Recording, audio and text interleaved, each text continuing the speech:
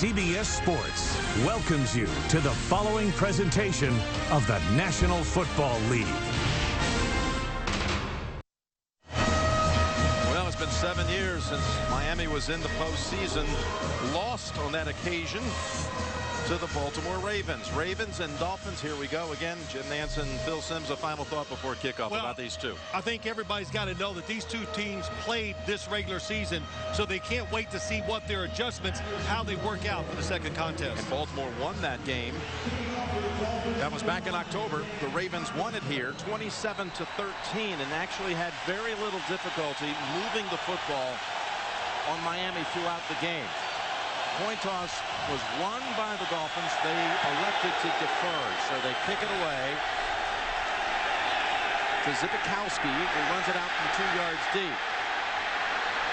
And he powers ahead to the 26. This will bring out the rookie quarterback, Joe Flacco, the 18th pick overall in last spring's draft out of Delaware. What a season he's had, and really marking that moment when he came here to Miami. The rest of the year, sensational. Had a little bit of a slow start before that. They got the veteran, the former bingo Pro Bowler Anderson on the right side. And making the Pro Bowl, McClain, the running back out of Alabama. Over 900 yards, but they got three backs who can really carry the load. They got Neal set out wide to the right. Now they shift the fullback back in there, lined up in the eye, and here they go. This is their game, power game, and McClain shows a little burst, gets outside, runs over one Dolphin. It's Jeremiah Bell, who was able to come down with him after a gain of 9. This Miami defense, and that first game they were without Jason Ferguson, so that was a big miss. They talked about it all week. Holiday having a good year on that line. Porter with 17.5 sacks. And Goodman had 2 picks in the big win last week to lock up the division at the Jets. They're going no huddle here, 2nd down and 2. And they go with Neal. And in his 16th year, Neal, former Pro Bowler himself, picks up 3 and a first. Yeah, I think it's interesting. You see the Baltimore Ravens, Jim, a team, big, powerful, runs the football. They want to be physical, but here they go. It's almost a conflict of interest. They go fast-paced. They think they can wear down the Miami defense by using this fast-paced offense. They call it, actually, according to Coach Harbaugh, he calls it a fast break offense, using a little basketball terminology. On first down play action, Flacco's first postseason pass right on target to Derek Mason, who had another big year that, unfortunately for Mason, seems to go unnoticed most of the time. Another 1,000-yard year for Mason, who picks up 18 here. Everybody stays in blocks except for the 2 wide receivers. What a route. When you have those extra blockers, it gives wide receivers a chance to uncover down the field. And what a nice, easy throw for Joe Flacco to start the game with. Interesting formation. Again, to go with Neal, set wide to the left, the fullback. They shift Clayton now into the slot on the right, operating in Miami territory on first down. First down rush with McClain. And again, that gets the job done. Good north-south runner, picks up about 6. Let's get some Phil Simms philosophy. Well, we've already talked about this Baltimore offense. People don't realize they want the pace fast. In Miami, for them today, especially on the offensive side, they think they gained a lot of knowledge and information by playing the Baltimore Ravens early in the year. And it's, of course, they're complicated on the defensive side.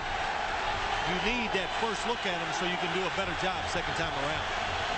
Give him 5 yards on the carry by McClain. 2nd and 5 from the Miami 38. Falls out. Fumble. And picked up by Porter. Soliai knocked it loose. Porter recovers, and Miami ends the Ravens' opening drive. Miami Dolphins hoping Soliai and Jason Ferguson, 2 big guys inside who did not play the first game, can make a difference. They are crowding the line of scrimmage, wanting to be more physical, trying to attack the Baltimore offense more than he did the first time around, and it paid off with that fumble. And Miami set up at the 49-yard line.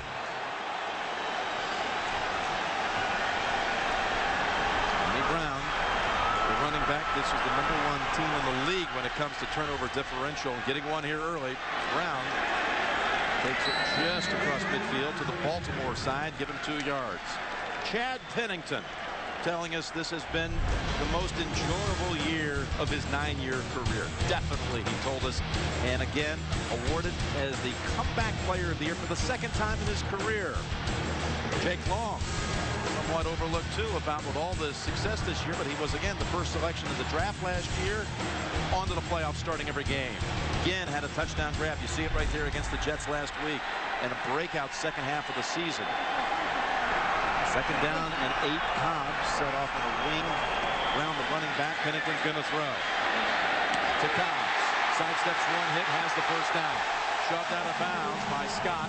He first eluded Fabian Washington, gains 11. I've heard that name. We heard this name, Cobbs, Patrick Cobbs from the Baltimore Ravens, going, wow, we like this guy. He's an addition to the Miami offense. He really complements Ricky Williams and Ronnie Brown, and it gives them 3 terrific running backs. They've not seen now as they go to the 3rd snap, but we will no doubt see that wildcat formation. Much discussed, much copied now the rest of the year. They go with Brown on the handle, and he's knocked down for a loss of a yard. Hit by Ray Lewis and Justin Bannon. The Ravens defense, #1 in the league at forcing turnovers, most interceptions, most takeaways overall. Nata, the nose tackle in his 3rd year out of Oregon, having a big year. Ray Lewis, for that matter, as well. 13-year man out of Miami, lives down here, Boca Raton in the offseason. And another former Hurricane, Ed Reed, coming home. He has had 8 interceptions in the last 6 games, led the league in picks this year. Ricky Williams now the running back, 2nd and 11.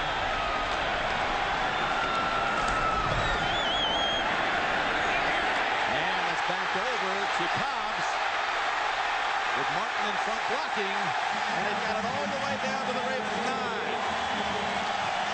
2 catches by Cobbs. 1 goes for 11. This a big gainer of 30.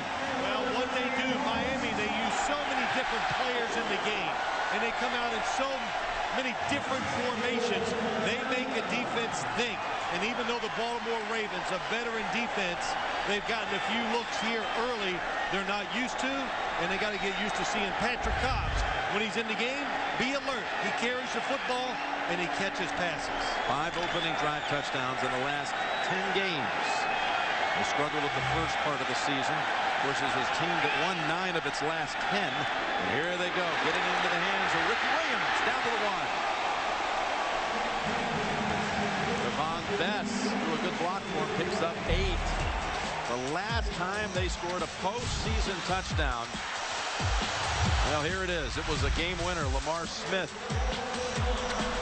They have not scored a touchdown in the last 2 postseason appearances, but again, it's been over 7 years since they last appeared in the playoffs.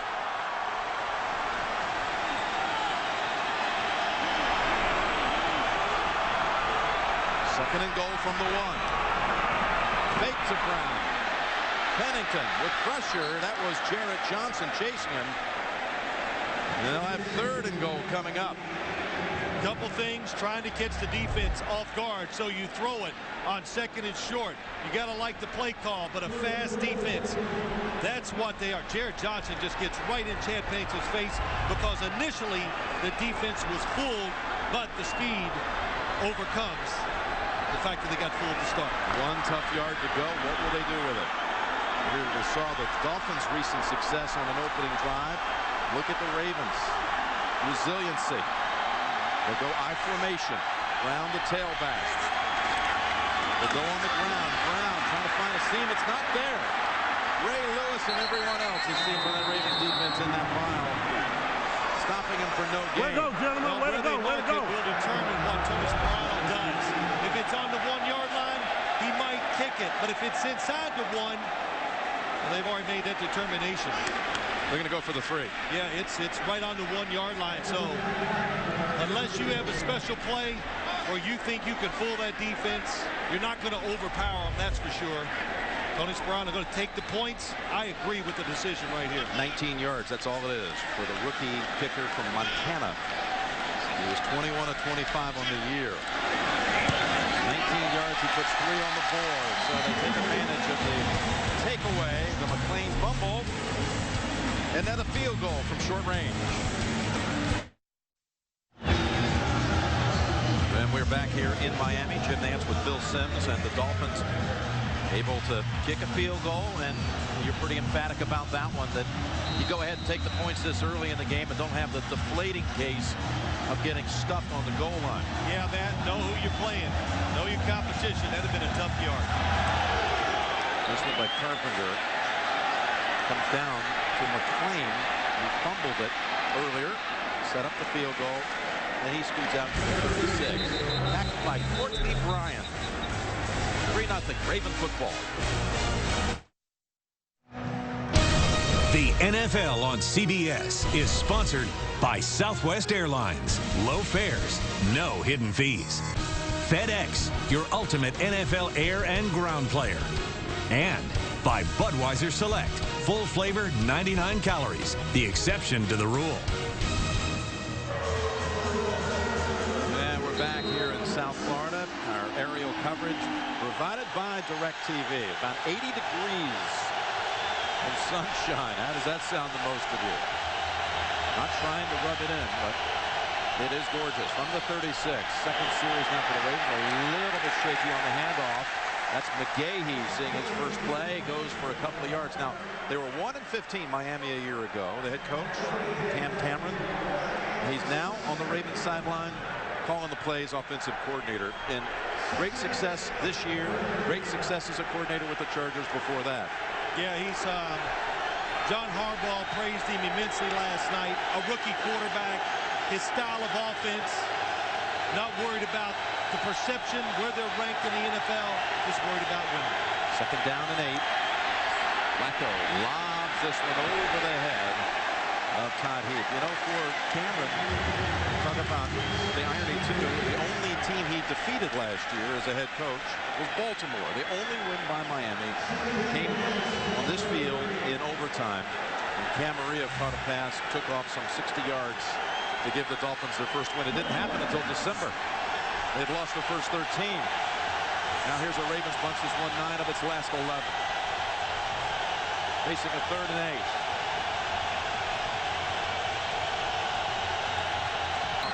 He was going for Clayton.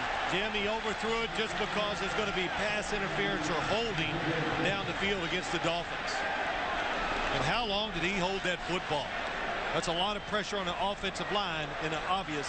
Before the pass was thrown, illegal contact, defense number 21. It's a 5-yard penalty and an automatic first down. Yeah, that's called on Andre Goodman, who was defending against Clayton. Well, you just don't expect the double move to happen 20 yards down the field. And it's a good reach out and grab by Andre Goodman. And again, the time, Joe Flacco, relaxed, stands there, nice fake. And he's not worried about the wide receiver getting out there too far for his arm. As John Harbaugh told us last night, he threw one 65 yards in practice without warming up yesterday like it was nothing. It's like he rolled out of bed, was able to fling it 65, he said. Here it is, first down pass play. Zips that one to Mason. Bill Allen knocks him down, but another first for the Ravens. Yeah, that's one of their favorite things on first down. You just call them starters at first down. Drive starters, play action pass to the right side. And again, I'm not going to talk about it all day, but you saw the throw to the sideline with a lot of force, and Joe Flacco made it look easy. So once again, they move to the Miami side of the field. First drive ended with a fumble.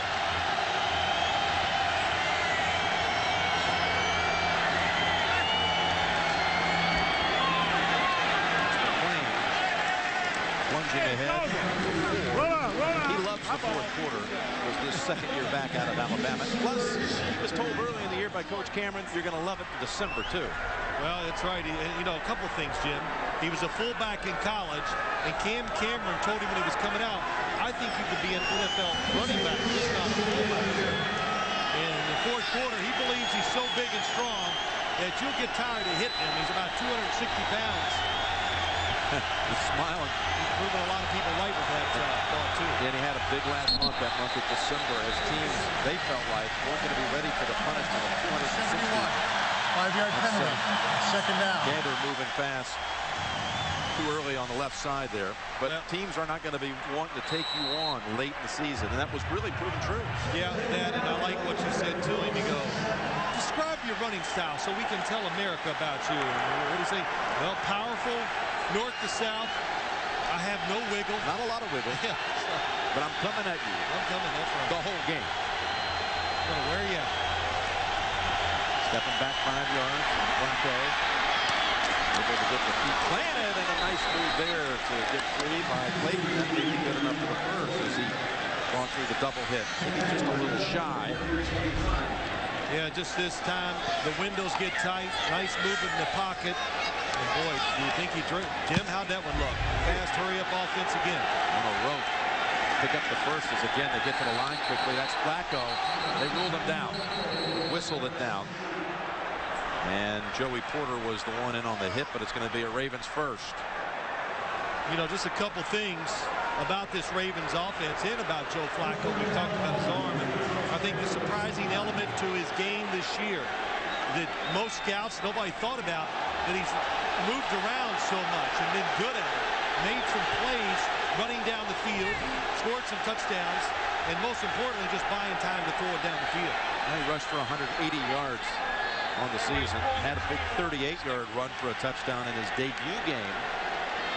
But he can be a threat if he sees a little seam and there's nothing open down the field. Good time for him here. And a good pass to Heap inside the 10, and Heap taken down by Ronaldo Hill at the 4. They are not getting any pass rush on Flacco. That's good for 31. Well, you're getting in there ready for the running play, and all they do is clear it out. You're worried about the big arm down the field, so you get double coverage on both sides. And who's got Todd Heap? When all the inside people are going, hey, we got to dig in. They're going to run it at us one more time. And the Ravens keeping them off balance, throwing the football successfully early. And now they've got a 1st and goal to go. They go McClain. And that's Joey Porter. Boy, he got across that line quickly. Made the hit. No gain. Yeah, Ben Grubbs comes out there to block him. They're probably going to push the pile for about 3 or 4 yards. That's all you want. But Joey Porter recognizes, dips down.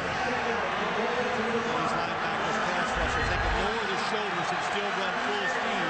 That's when you know you're really good. Porter, who has seen a lot of the Ravens in his previous life at Pittsburgh.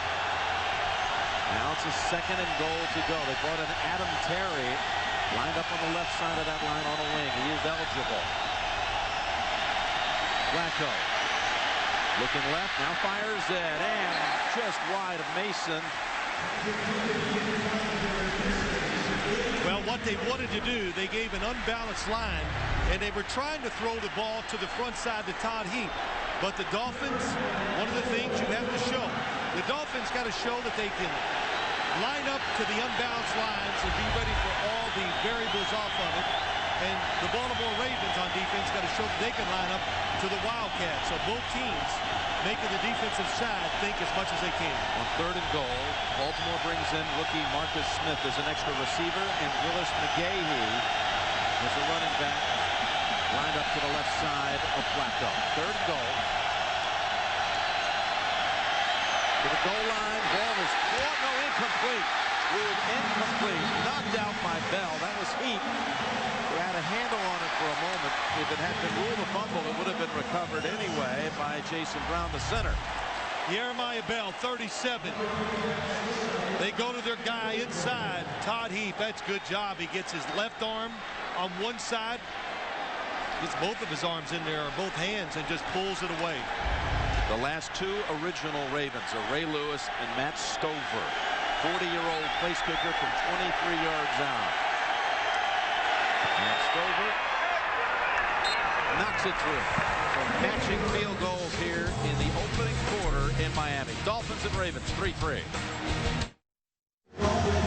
Now the Ravens 11 plays, they had it, but it gets bogged down inside the 5. They settle for the field goal. Flacco 3 out of 6.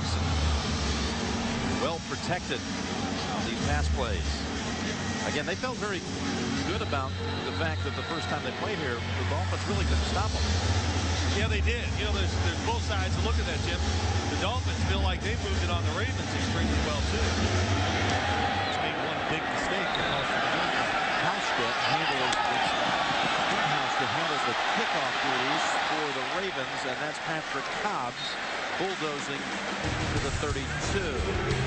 Nakamura on the hit. 3-3 here in beautiful Miami.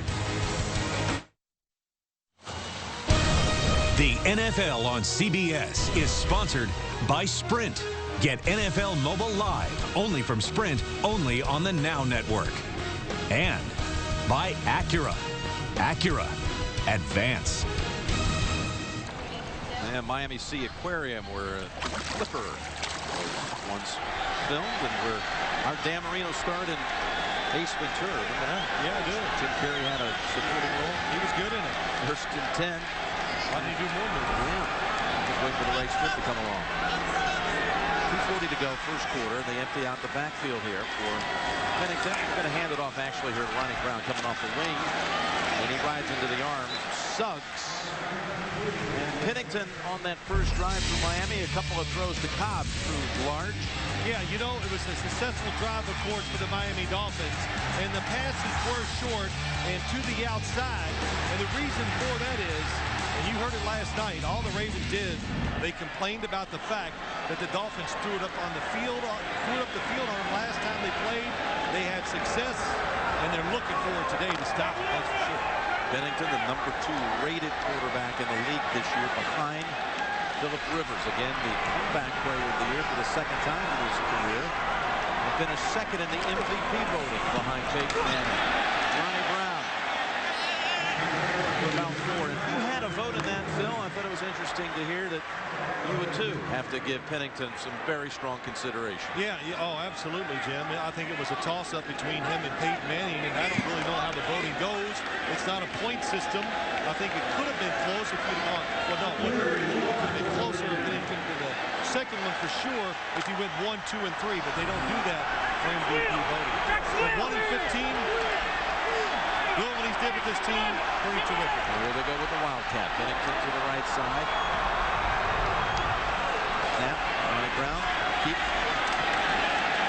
And the Ravens read it. They were not fooled when they saw it mid-season, and they weren't there either. They took great pride in the fact that they just basically shut it out, tore it apart. And what they're doing, trying to be a little tricky, get the defense guessing, and they try to spread you out so they can get 2 good runners. Ronnie Brown and Ricky Williams, give them a little space so they can go up in there and get some big gains. Rex Ryan, the defensive coordinator, and a good one. And his defense not fooled by what really is the modern-day version of the single wing. As Brandon Fields boots it down the way to Jim Leonard. Leonard tries to get the edge and turn it up to the 24. 46-yard punt, 11-yard run back. John Denny, the long snapper, brings him down. Flacco back out on the field. Matching field goal so far.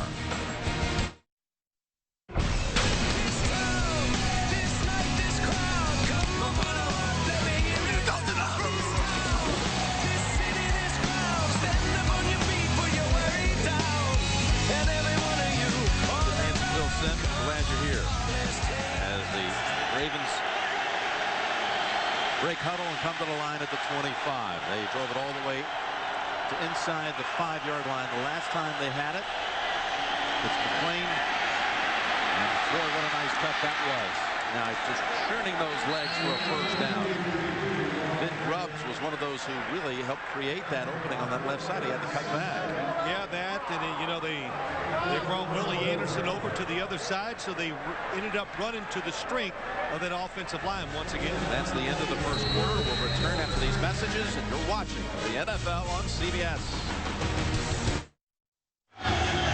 You can go to CBSSports.com for complete coverage of the NFL playoffs, the latest news, the analysis of every matchup, video previews, and live scoring game centers. It's all online. CBSSports.com.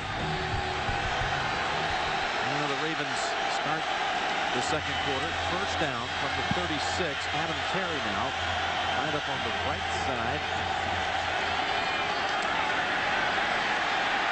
Flacco throws off his back foot. He's lobbing it out of bounds. And Ed Reed, of course, is going to grab anything in the area. Just can't help it. And they can't help it. The man who just had 8 catches, 8 picks, if you will, over the last 6 games. Says, I want some of those out there on the field when I'm on defense. There was no foul for illegal contact because the quarterback was out of the pocket at the time.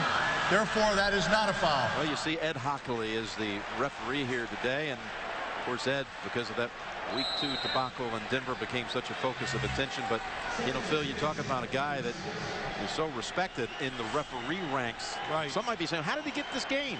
Well, because Ed Hockley and his crew graded out #1 in the NFL. That's how they got a playoff game. They overcame a loss, the San Diego game. Yep. Just like the San Diego Chargers did too. So good for Ed. Yes, it is. And his crew. Second down and 10. So they pick up the flag. Flacco felt the presence of Porter and now rolls out. He just throws it away, but he also got pummeled by Channing Crowder after he released it. Quickly back up on his feet. A lot of good coverage down the field. He keeps waiting and waiting. And it just shows you about Joe Flacco, how calm he is. And down the field, sometimes the coverage by the defensive backs, it's not the best. They've struggled at times, but today on that play especially, the coverage was tremendous. 2 straight incompletions. They go away from the ground game. They go shotgun, 3rd and 10. More heat. Good pass. Mason with the progress will have the first. Gain 11. Well, a blitz that time by the Miami Dolphins, trying to get to Joe Flacco, make him uneasy. And you can tell, he shuffles in the pocket. Very nice job. Still finds Mason down the field for the completion. They go no huddle. And his movement by the Ravens on the left side. That was Roderick. False start. Last play. Offense, number 66. 5-yard penalty. Still first down. Randy Starks inactive, and Wright was the one who put some pressure up the middle. Wednesday, Queen Latifah will host the People's Choice Awards. You can pick your favorites. Movies, music, and television. It's your vote, your choice. The People's Choice Awards. It's Wednesday on America's most watched network. You know, Jim, the first time they played, Tony Sperano said we put pressure on Joe Flacco early, then we got away from it. He said, I looked back at the game and said, wow, we should have kept it up. So today, I think they will constantly or consistently try to bring pressure on Joe Flacco. Timeout called by Baltimore. And we're back here in the Miami-Fort Lauderdale area. Early second quarter, and the Ravens with a 1st and 15.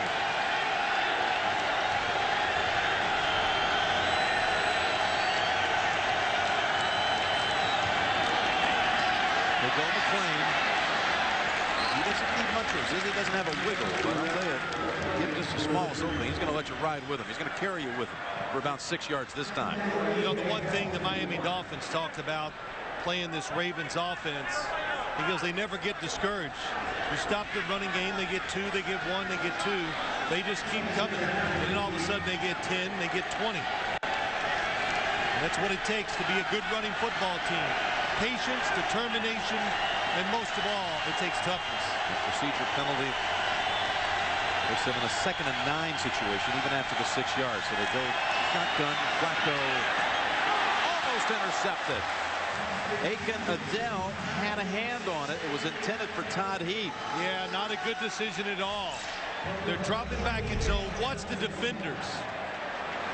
As you go down the field, you can tell they're looking at the quarterback, and Adele and Jeremiah Bell. He's going to try to come in and get the interception too.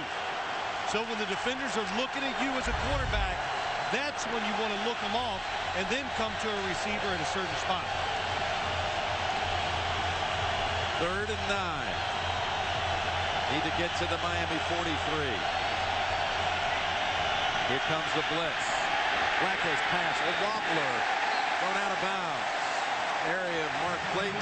Ronnie Holiday, one of those who put the pressure on Flacco, who's only won for his last 7 throws. Well, they're going to attack the quarterback. Timing is everything with the blitz. Safety coming up in the middle. It's picked up pretty well. But what happens is everybody gets focused on the blitzers, and all of a sudden the defensive lineman comes free, and it hits Joe Flacco's arm, makes him throw off target. You're looking at Sam Cook. What a performance last night by Mike Cyphers. Well, this is another one of the real 5-star punters in the league. Led the league in punts inside the 10-yard line with Sam Cook. And this one sails, about a foot into the end zone. Just a little too flush. A net of 32 yards. Dolphins will bring it out to the 20. The NFL on CBS is sponsored by Bridgestone, the official tire of the NFL. Burger King, who reminds you to have it your way. And by IBM. Let's build a smarter planet. Visit IBM.com. Dolphins Stadium.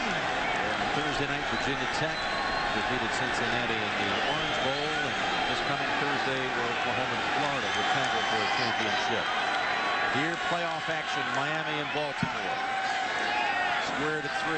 Pennington with pressure in his face, gets it to Bess. The rookie able to make a little move on Jim Leonard in game 9.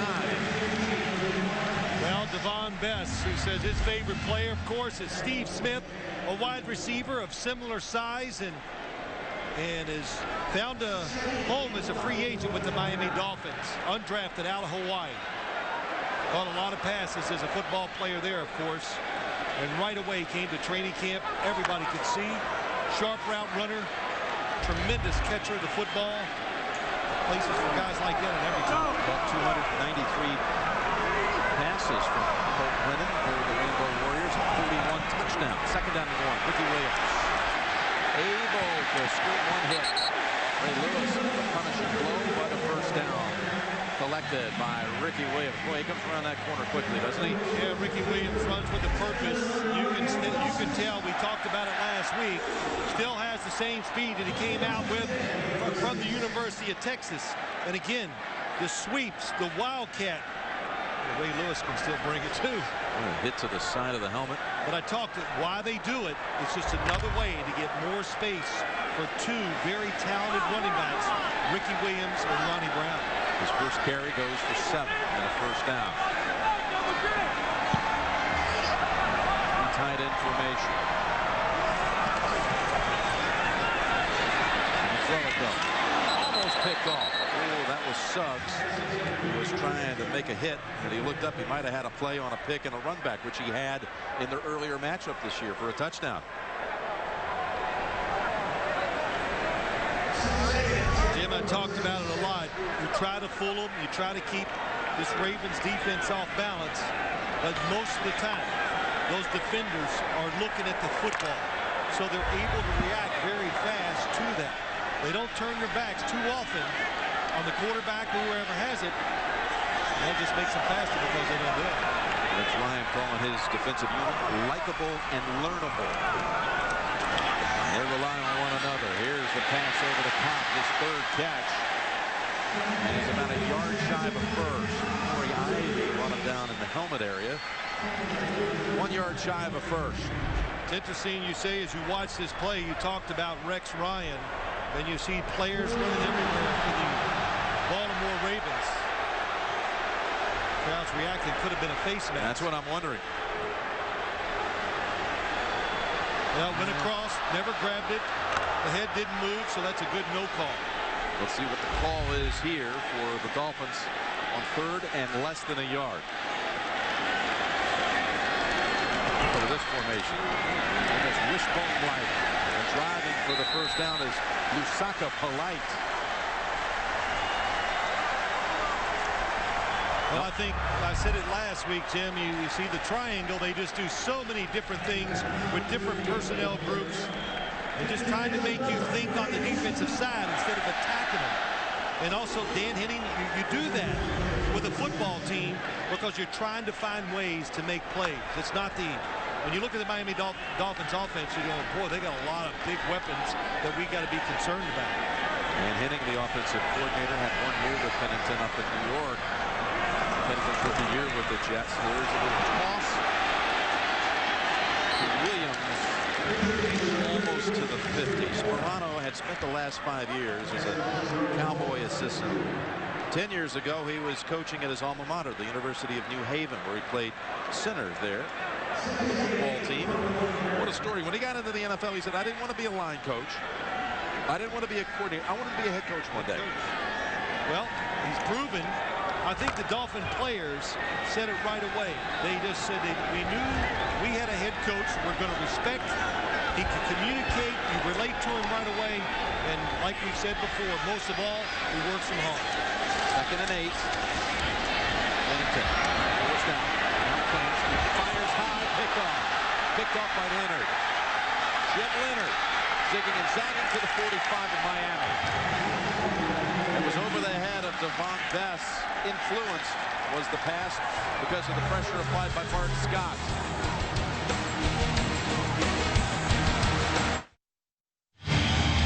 Well, the Ravens led the league in interceptions, and now they get one here. Jim Leonard with the interception of Chad Pennington. The Dolphins tied the Giants with the fewest turnovers committed this year, only 13 on the whole season. Jim Leonard learned his defense, as Rex Ryan told us, in 1 day. After 1 day, he knew what to do when he went on the field. Pretty impressive. Former Buffalo Bill by way of Wisconsin, the University of Wisconsin. Ravens now in Miami territory. And that's McClain to the 42. They was trying to throw to Ted Ginn. Yeah, he is. What did we say earlier, Jim? You always have defensive players looking at you. So when you break the pocket as a quarterback, they have those free runners who come right at you. Bart Scott comes out of nowhere so fast. Chad Pennington sees it. He gets that rush of adrenaline, and it makes him overthrow Ted Ginn. Boy, did Scott flatten Pennington after the throw. Back in the hands of McClain. He'll take the foul inside the 40 for another 4 yards. Miami again.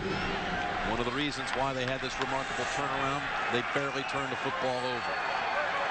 They were talking now tying the Giants for an NFL record in a 16-game season. Well, they've given up one here. Flacco now is out of the game. We see Troy Smith come into the huddle. Did the Dolphins realize this? Oh, yes. They sneak him in. Of course, a better runner, but a very capable thrower, too. On 3rd down, he's going to take off, and he's going to be stopped. Ronnie Holiday, the first to read that one and hold him to a 2-yard gain. And they'll bring back out Cook to punt. And honestly, when he came into the game, I thought, okay, they might have a pass out of this formation because the run, too simple, too easy for the defense to react to when the backup quarterback comes in. Ted Ginn stands back at the 10-yard line. Not sure he'll want to make a play on this one. Cook again outstanding at pinning teams inside the 10. First one traveled about a foot too far. This one beautifully fielded by a couple of Ravens down the field, including Darren Stone. Well, they get the job done with a 33-yard punt. Look at Stone keeping it in the field of play.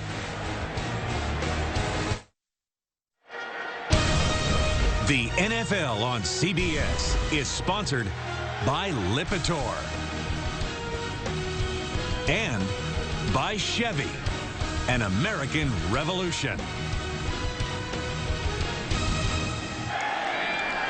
Tonight on 60 Minutes, they call him the mad scientist of football, Coach Mike Leach. What are his tricks? You can find out tonight on 60 Minutes. Now, Devon Bess made the tackle on an interception return by Leonard and injured a finger in on the tackle. He's been taken to the locker room. They'll bring in now Brandon London. They have only 2 receivers left. They only dressed 3 for the game. They have Ernest Wilford inactive. London shifting over to the left side. And Justin Bannon may have jumped across for Baltimore. Fell for the hard count. Always expect that with a veteran quarterback when they're backed up or going into score. Encroachment, defense, number 94. Yep. 5-yard penalty. First down. Did Pennington take a hit here? Flattened. Wow. Bart Scott. I'd say that's a pretty good hit. He's laying him out. Pennington got right back on his feet. Pretty smartly on his next time on the field, draws him offside. So gets a little room out here to the 11. First and 5, and Ronnie Brown nowhere to go. As is Leonard. Leonard coming up, making the stick. You know, so many things you could talk about when you talk about this Baltimore defense. We had the chance to learn a little bit last night from Rex Ryan. He says everybody on the field knows the big picture. The defensive linemen, they know what the defensive backs are supposed to do on every play. That way we don't divide the unit. It's no, well, we did our job, you didn't do yours. Everybody know each other's job and buy into the team concept. It's a defense triggered by everyone's concern to not let the other teammates down on that unit. Second and 5, the pitch, the cross. And it's Brown trying to get to the outside. And again, it's Leonard forcing another play. As you mentioned, Leonard came in and learned things in just one day. They didn't just kind of randomly sign him off of Buffalo's roster as a free agent. He had to actually come in with like an off-the-street tryout. And Ryan, Coach Ryan, liked him out of college, out of Wisconsin. Right, so when he saw he was free, he goes, let's try it. He comes in, immediate success. And you talked about that knowledge. You know, we say it all the time, Jim. When you have knowledge, it just makes you faster on the field. You know what to do. You don't think. You just react because you put in the time and the studying, and it's really proved out for Jim Leonard. Big 3rd and 1 for field position purposes. Inside give, and they got it with Polite. Second time he's picked up a short yardage first. Little misdirection, just like we've talked about so many times. Is he going to hand it off? They're going to run a little option. Spreads the defense out just enough. That's a big first down for the Miami Dolphins. 2 runs by Polite, 2 first downs. Time off the clock, field position. When you're backed up, especially against a good defense, your first thoughts, well, let's drive it down and score. Your first thought is, let's get some first downs and change field position.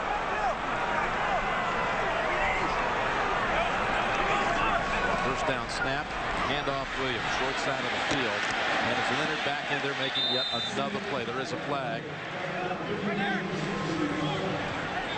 Maybe on Fasano holding Trevor Price. Holding, offense, number 80. Half the distance to the goal, repeat first down.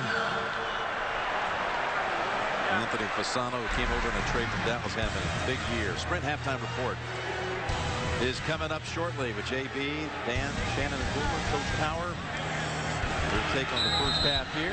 Yeah, you know, Jim, as I watched this first half, and when they sweep with the running backs, I just thought they would have a little more success, especially after what they did last week with the trick plays and the passes out of the Wildcat or whatever you want to call it. And Baltimore still aggressive against it, even though they saw those trick plays last week.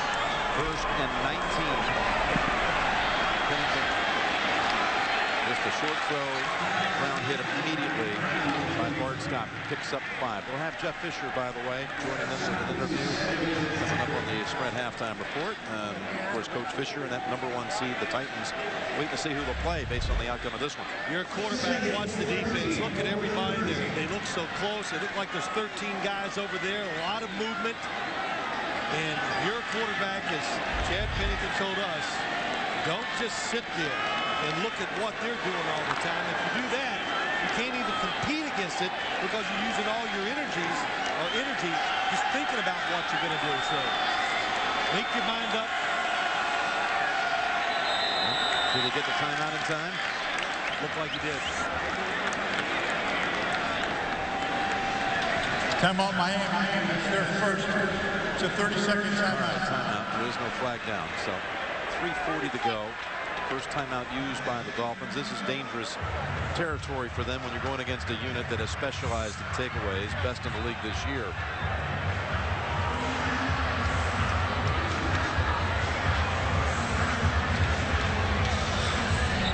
The shows the when you look at the pass distribution so far, he has not thrown to Fasano, who had a touchdown catch last week, his 7th of the season. Did Chad Pennington get the playoff? The timeout call in time? Or the play timeout? Wow, if you go by that clock, he didn't. They go Wildcat. And it's Ronnie Brown to about the 20. No, I didn't think he made it. It was a good second.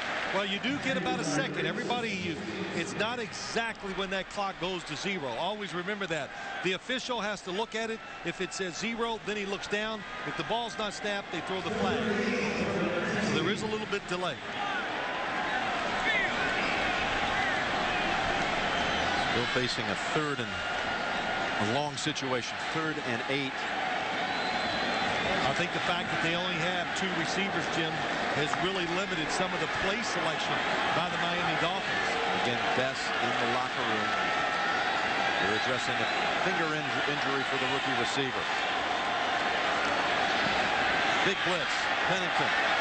Long ball, and again was tripped or lost his footing, and it's Reed. Who else? Ed Reed. Specializing in run backs. He's got an open side of the field. Only Pennington in front of him. But here comes the block on the quarterback. Ed Reed takes it in for the touchdown. What a play by the Baltimore defense. Undermanned offense. They send everybody to the quarterback's right. They block it up pretty well. But they're double the receiver down the field. And Ed Reed, what did we say in the opening? The best center fielder in football. Can find it. Look at the blitz from the right side. What a job by Ed Reed. Samari Rowe right there too. Both looking for the football. Once he got away from Cobbs, it was over. Hey, these guys, they love to play the game on defense. Boy, Nada threw a block. Then Suggs threw the one on the quarterback on Pennington. They've done it before. They know when the interception happens. Look for a guy to block, and Ed Reed terrific after the kick. Ed Reed has had now, this is his 3rd playoff game. That was 4 picks. You could feel it coming. Miami was on borrowed time back there inside the 20. Well, Jim, you always think, here comes the blitz. Chad Pennington knew it. A double move. He's expecting separation and freedom down the field.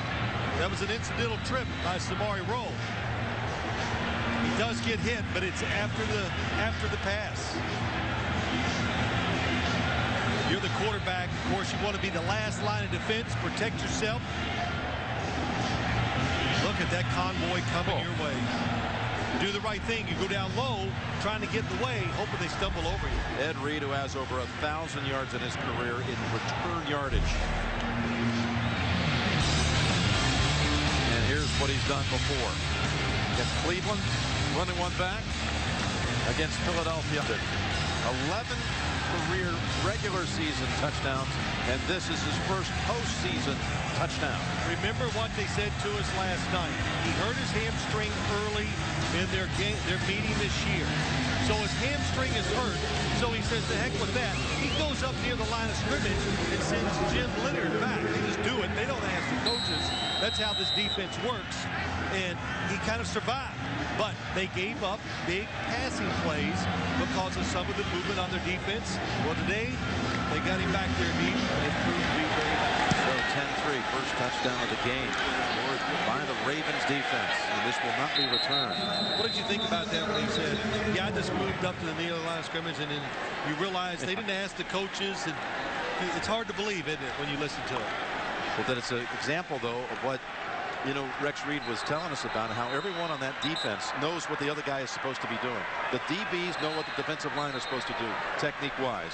We got figures like a hamstring as he's down on the field near the goal line. And I'll say this, Jim, when they blitz, like that last blitz we saw, they determine who's going to blitz as they break the huddle. So it could be 4 guys that are going to come, and they wait till the last second to decide which 4 it's going to be. Ed Reed, the only player in the history of the league to score a touchdown off a punt return, a block punt, an interception return, and a fumble return. Only player ever. You thought the fantasy football season was over. It is not. you can sign up for the NFL.com Playoff Challenge. How about this? You could win a trip to Super Bowl 44 only at NFL.com/fantasy. Win a trip to next year's Super Bowl 44, which will be played right here at Dolphin Stadium on CBS. So the Dolphins with only 13 giveaways on the entire season, and now they've turned it over twice in this quarter. Twice. Some of the things they have counted on during the year to move the football with has not worked so far today. And down one receiver, of course, handicaps them even more.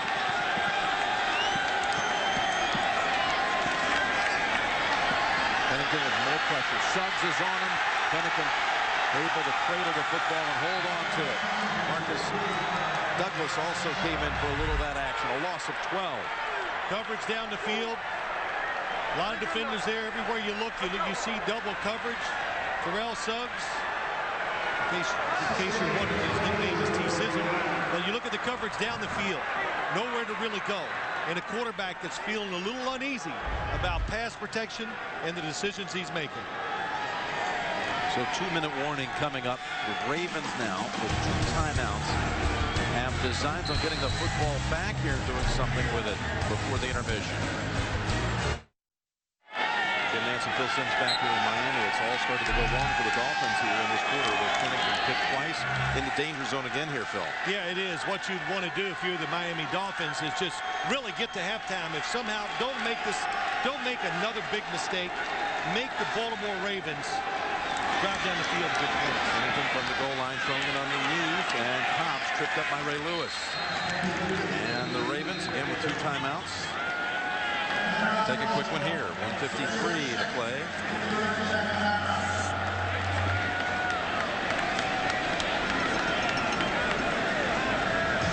Tuesday night on CBS. See why critics are crazy about The Mentalist and our quote under Simon Baker's spell. You don't want to miss a new episode. It's Tuesday on America's most watched network. So listen, a guy like Chad Pennington has been around a long time. Well, you know, a little shell shock right now after a couple of picks. You know, you got to be with 3rd and 17. What do you think? Well, again, extremely careful, Jim. That's the first thing and only thing you think about as a quarterback in a situation like this. You go, well, if they didn't have those turnovers. Well, the Baltimore Ravens created those turnovers with pressure, with talent, and with a good scheme. Look, they have only 2 down linemen, the Ravens. But they're blitzing. And that's just thrown away as the heat was coming. They did have Devon Best back on the field, the receiver for the Dolphins, for that snap. Ray Lewis putting on the pressure. It's the movement on the defense and it's timing. That is always the key to blitzing. And Ray Lewis and the defense, they sneak up to the line of scrimmage just as Chad Pennington is snapping the football or calling that last word, and it catches the offense off guard. Fields to punt to Leonard. All-time punt returner at the University of Wisconsin. That is well covered down the field by Patrick Cobbs and others. A beautiful 56-yard punt by Brandon Fields. And that Ravens defense continues to be the story as it has so often been. Well, there's a reason why they lead the NFL in turnovers, are getting those turnovers. And they can pressure the quarterback. It's the athletic ability, the pressure they can put on you, and then you put a unique scheme, and their scheme on defense is unique. You don't see it from many teams in the NFL, so when you face it, it's just hard to get used to. Check out the poise now. The rookie quarterback with 1:37 to go in the half. Could not ask for better protection. Gets it to McGahee at midfield. Well, they had it down the field. Mark Clayton was open, and it was a big play. But, you know, sometimes you sense you don't want to wait too long, so Joe Flacco did the right thing, move with it, throw it short. Before the pass was thrown and before the quarterback left the pocket, illegal contact, defense number 25. That penalty is declined The play results, second down. This Miami defense, Jim, they have played very well here in the first half. Well, they declined the penalty, but the penalty does benefit them in that it stopped the clock for a brief while. Now it's reset and been reset at 1:25. Flacco keeps. Roth has a hold of him, but the rookie able to run it for the first. Now you look at this from the Miami Dolphins side. It's been very dominant by the Baltimore Ravens here in this second quarter. But if you stop them here, you go in at halftime 10-3, you got to feel like, hey, we almost won. Could have been much, much worse. New set of downs at the Dolphins 48. Here's it down the field. Mason is there. A little high wire act on the sideline. He pulls it in. Give him the catch at the 17. Nobody else in the NFL can design a play or execute it like the Baltimore Ravens did on that one. That was a 40-yard throw, and he threw it to the back shoulder because the coverage was in front of Derek Mason. So Joe Flacco threw it behind him, made him stop. And was he in bounds? Did he get both feet down? Well, they're going to review it. The booth review inside the 2 field minutes. that it was a complete pass. So Ed Hockley gets the signal, and they will not allow that one to go into the books with the snap. Mason feels pretty sure about it. My first thought was he didn't get both feet down. And I was wrong. Well, he is so good. Overlooked, it seems, every year. Both feet in here. I see it. Yes. Okay. It was dragging the ground. You definitely could see it. He caught it cleanly. He has it. Right foot's on the ground, left foot's on the ground. You know, when they came out with the Pro Bowl announcement, there's another look at it here, Mason. John Harbaugh decided to read the list to his team as the team was gathered. They said he really felt badly about when Derek Mason's name came up as a third alternate at receiver for the AFC Pro Bowl. He felt very badly for Mason. Felt he deserved it with his 80-catch season. Put him over 10,000 yards on his career. He said Mason came up to him afterwards and was ecstatic. You know, he's not one of these guys that concerns himself with individual accolades and those kinds of things. He had been a Pro Bowler as a special teamer with the Titans, but never as a wide receiver. And he says, you know, you don't get it, coach. It's the first time I've even been an alternate as a receiver. You mean somebody voted for me? Yes, he loved it. Yeah, it was good. It was very good. 80-catch year, but even more impressive about that was that he was really injured all year, playing through pain all season, shoulder injury. Jim, let's take one more look at this. This is a big play in this game. Catch, right foot is on the ground. It looks like it is to me. Left foot hits again. There's not indisputable evidence there to overturn it, I don't believe.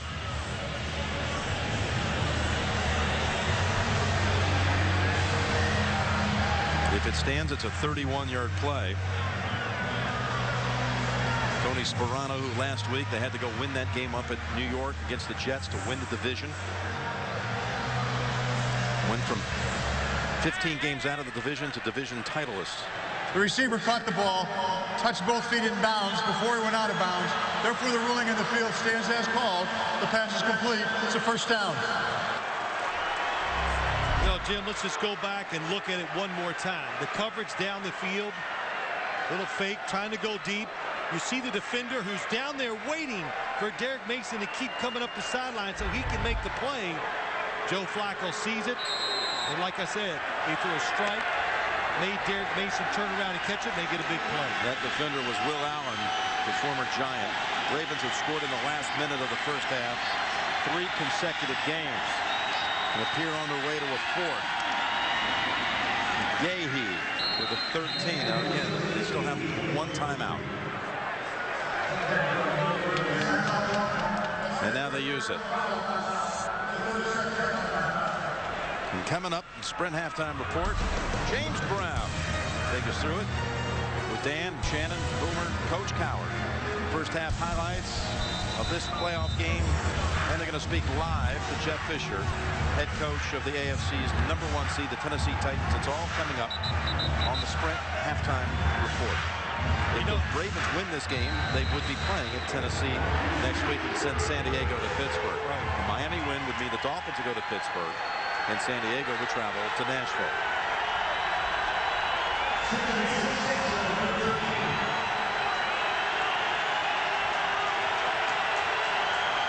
They might not get this playoff. 6 seconds to go on the play clock. Flacco gets him to the line quickly and begs for the snap. No flag. A one-hopper, incomplete. What happened there? Well, he was in the huddle. Joe Flacco was in the huddle, calling the play, got confused, came out of the huddle, and then when he finally straightened it out, not time to come out and set the offense, and definitely not ready to pick up the blitz on the Miami Dolphins.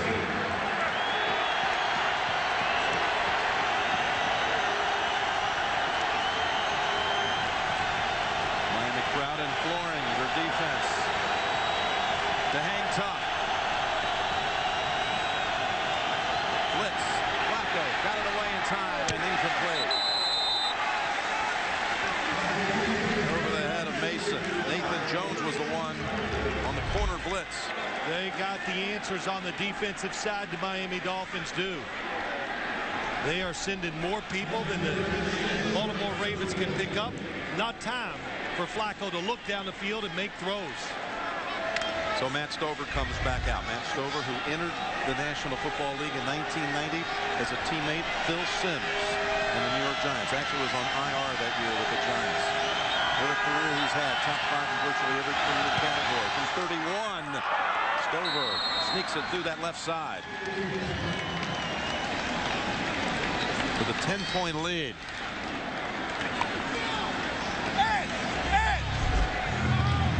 Well, it wasn't down the middle, Jim, but it doesn't matter. It's 3 points, and it's a big 3 points in a game like this, where the Baltimore Ravens defense has become dominant. Baltimore now with 13 unanswered points. Miami scored first after a McClain fumble. A drive stalled at the 1. They decided to bypass 4th and goal from the 1, kick the field goal. Pennington picked by Leonard. Then the Reed pick and run back, as well as a couple of Stover field goals. 10 points in the last 2 minutes and 14 seconds, and a 10-point lead. Well, the Baltimore Ravens, Jim, they think, their way of thinking about this football team, we're bigger, tougher, more physical, and we got a lot of spirit. That's what they think of themselves. And they know those qualities in a football team, that makes them a tremendous road football team. And they've showed it here today, and they've showed it all year. They want to make it clear now that they don't believe that they're a Cinderella story. They expect it to be here. That's how they feel if you ask them to a man. And we did last night. They've done it many times this year. They've always believed. And he is able to force yet another touchback. And I'll tell you, too, of course, this game's not over. I'm not saying that. But nobody on the team, especially the defensive side, they didn't think for a second, because they had a rookie quarterback, that it wasn't going to work. They believed in Flacco right from the start. They saw the talent. And their words are always, they did this. Ben Roethlisberger did it. You can do it. You can have great success even as a rookie quarterback. That was all the veterans' messages to Joe Flacco. It's proven out. Miami's going to just, you have to figure, snap this one. Don't do anything fancy. And just a little reinforcement about the dominance in this quarter. And on the hit right away was Douglas to close out the half. 13-3 is the score through 2 quarters. Miami has now gone 10 postseason quarters without a touchdown. 13-3 Baltimore. We're back with the Sprint halftime report after this message. In a word from your local station, you're watching the NFL on CBS.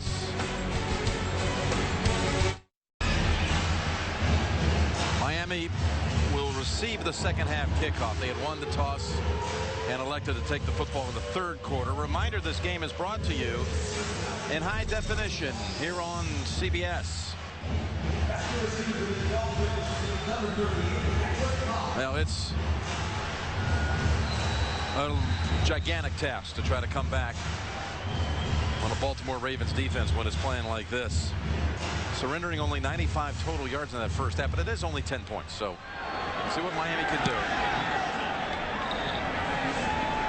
Most of their offense really came on that first series of the game. 13-3. Jim Nantz and Phil Simms back here in Miami. Welcome back. And what do you think the game plan is for Coach Sperano and the Dolphins here in the third quarter? Of course, Jim, you just stay with your game plan on the offensive side and do what you worked on all week long, and you just hope to start making some plays. But you got to expect the Miami Dolphins, your defense has got to step up, and when the opportunities are there, you got to make the plays. The Ravens have, the Dolphins haven't. Here's your first half numbers. Miami unable to rush the football. 30 yards total, that's it. The two second quarter turnovers, the two picks. Oh, what a vicious hit on Ronnie Brown, who gets right back up, give him a yard. Kind of tells the story of the first half. Just shedding blockers. That was Nata that time. Nata just shoved aside his blocker. It comes over. You know, tremendous athlete. That's what he is. Even with that size, can run, can actually drop back in coverage and look like he knows what he's doing at 300 pounds or 300 plus. 11 carries, 18 yards for Ronnie Brown today.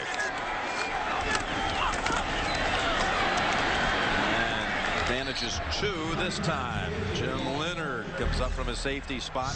Now the Wildcat formation has been snuffed out the two times they've run it.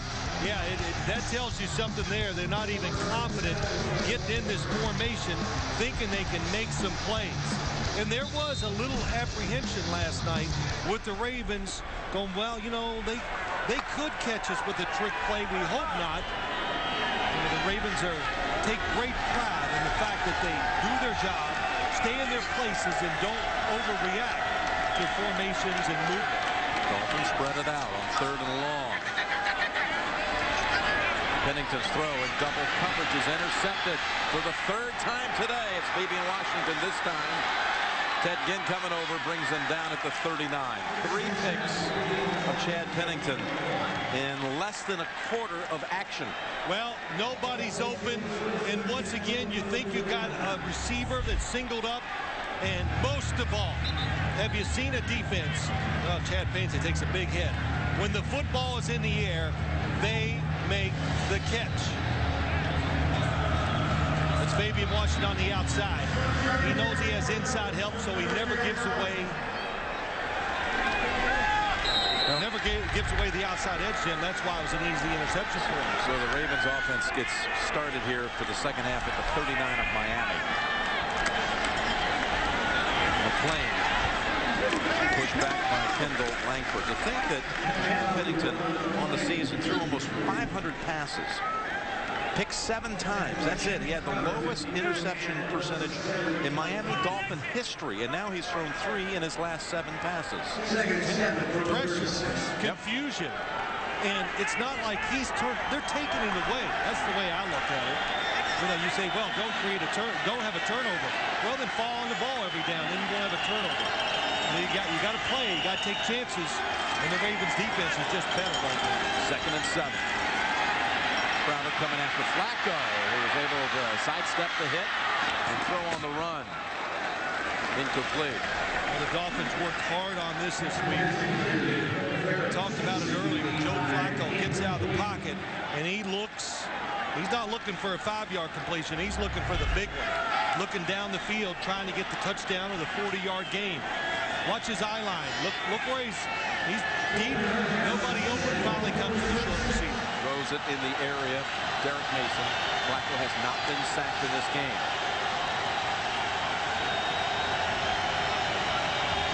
from the 36 of the Dolphins, 3rd down.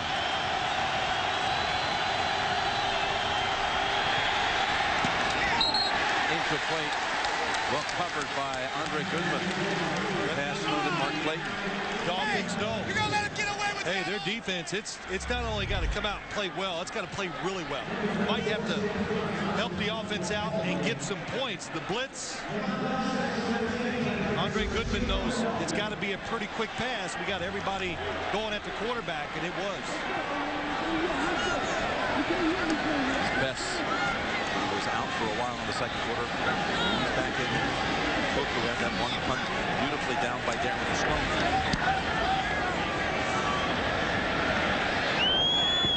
Ravens are down there again. Look at it, just surrounded by 4 or 5 Ravens.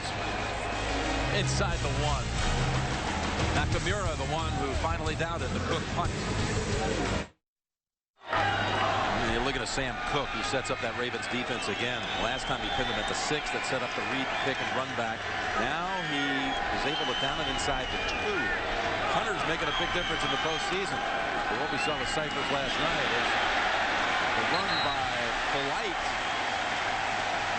Beautiful piece of running out to about the 12. Yeah, we've seen this play quite a few times. First time where the offense went from the left to the right. And it really is, Jim. It's almost like the triple option. The quarterback gives it, can pull it, run it, pitch it. I don't advise the running it with the quarterback, but if you want to give it or pitch it, that would be pretty good. It's the longest run of the day by Miami, and it comes from the seldom used fullback who only carried it 23 times on the season. Picked up 11. Ricky Williams is going to throw it. Hopes to. Tucks it under and gains a yard. Came close to stepping out of bounds. Picks up a yard instead. Well, starting in the second quarter, Leonard with an interception. Reed got one of his own. Took it all the way back 57 yards, and now Washington.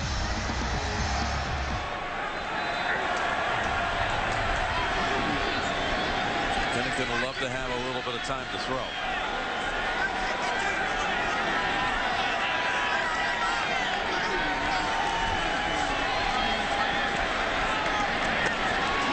And that's a good catch by Brandon London. He was battling Samari Roll for that ball. Brandon London, first-year player out of the University of Massachusetts, was waived by the Giants at the end of camp. And I tell you, that could have been dangerous. But London makes a good play on it. His father, Mike London, just coached Richmond to a national championship a couple of weeks back, Division I AA.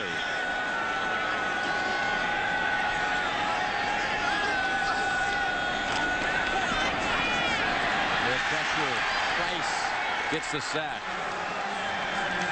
Trevor Price, who was in his face on the throw that was picked off by Fabian Washington. Yeah, he beats Vernon Carey, and they just get such separation with the lineman. One lineman is deep. The guard is very close to the line of scrimmage, and that gives Trevor Price what a lane to come underneath and sack the quarterback with.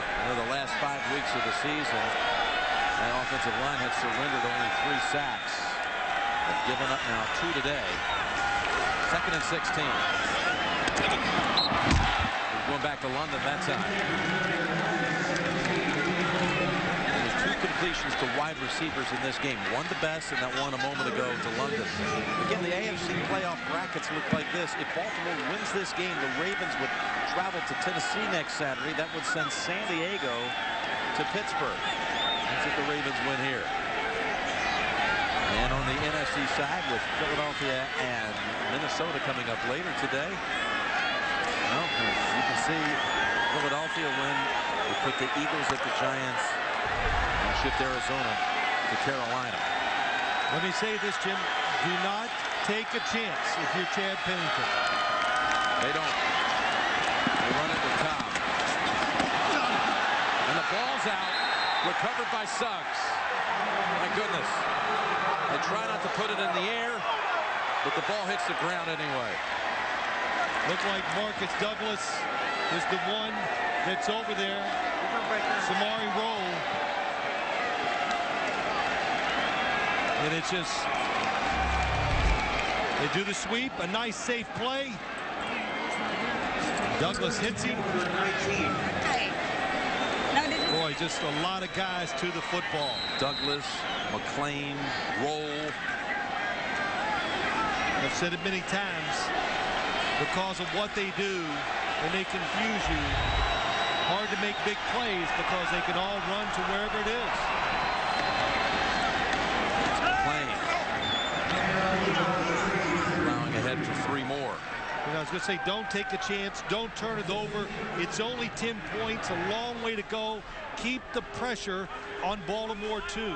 Make their offense play some, where they have to throw it, where maybe you can blitz the quarterback, and you can get a turnover.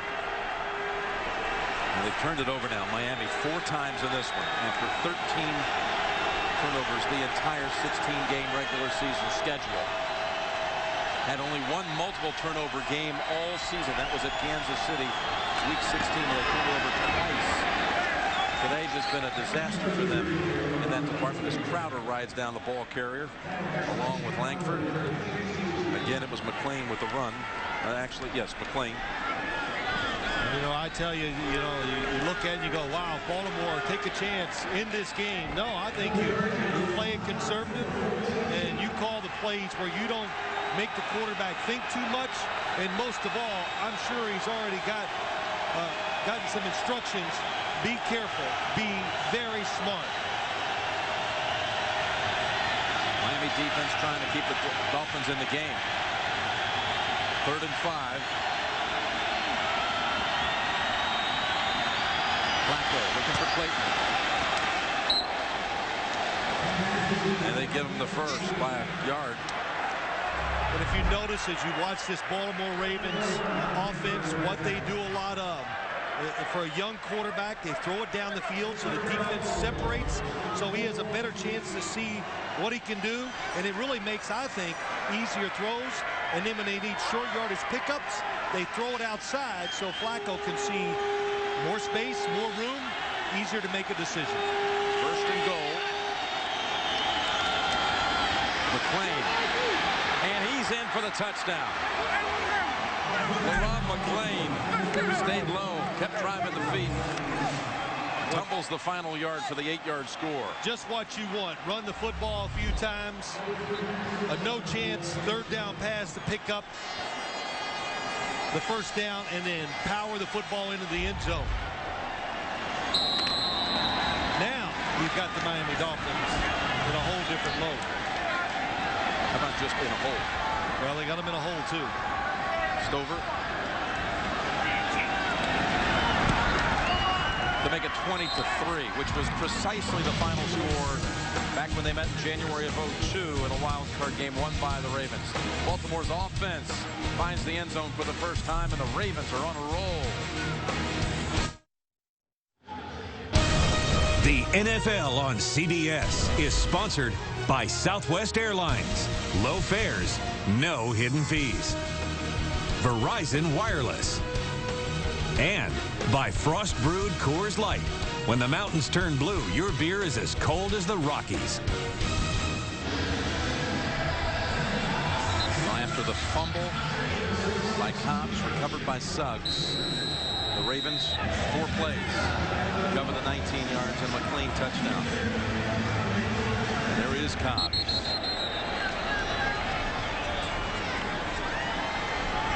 This Baltimore team, I think all season long, Phil, has had, this kind of this stigma, if you will, that they're all right. They got a rookie quarterback, rookie head coach. Of course, we know Atlanta did that with Coach Smith and Matt Ryan. They had that quarterback coach rookie combo, but people are saying, but they're not going to finish strong. They're not going to be there at the end. No fault. Cobbs makes a move. They lost his footing at the 29. Looked like it could have been a whole lot more, but it's getting frustrating around here. Look at Bill Parcells. And we're back here in Miami. Flacco has had the time to throw. 27 yards passing. Pennington's had Ravens in his face throughout. It's resulted in turnovers, and they whistle this one dead. False start, offense, number 18. 5-yard penalty. It's first down. Okay, college basketball coming up after this one. Kentucky and Louisville. Wildcats and Cardinals, like the Hatfields and McCoys on the hardwood. You would know it as a Kentuckian. Right here on the home of the NCAA Men's Basketball Championship on CBS. You got a little take on that game, Phil? I grew up in Louisville. Okay. I think that says it all. Okay. First and 15. Suggs pinch the corner. Underneath it, got right down the Broom. Washington trying to slow him down. And Brown takes him with him for an additional 5 yards.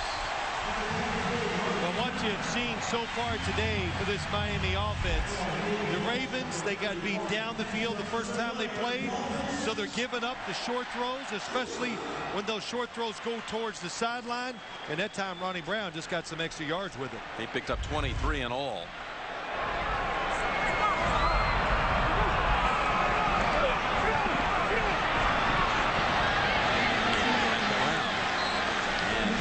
To the Baltimore side of the 50, picks up 4 yards. Now that first meeting back in October, again won by the Ravens on this field, 27-13. Miami did have the most yards and most passing yards by any Baltimore opponent on the season. Well, Jim, we heard it. They were upset by it. A few problems with their defense, but boy, they fixed that today. The big one, they got the center fielder, Ed Reed, back there. Pennington again, able to get that away somehow. It's Ted Ginn. Boy, he had no chance, it appeared, because Trevor Price was about to rip that football out of his arm. Yeah, obvious. When you're down this much to the Baltimore Ravens, they're not paying attention to the run like they were before, and they are coming after Chad Pennington. And 3 straight completions. This is the first time they've been across midfield since that field goal drive on their first possession.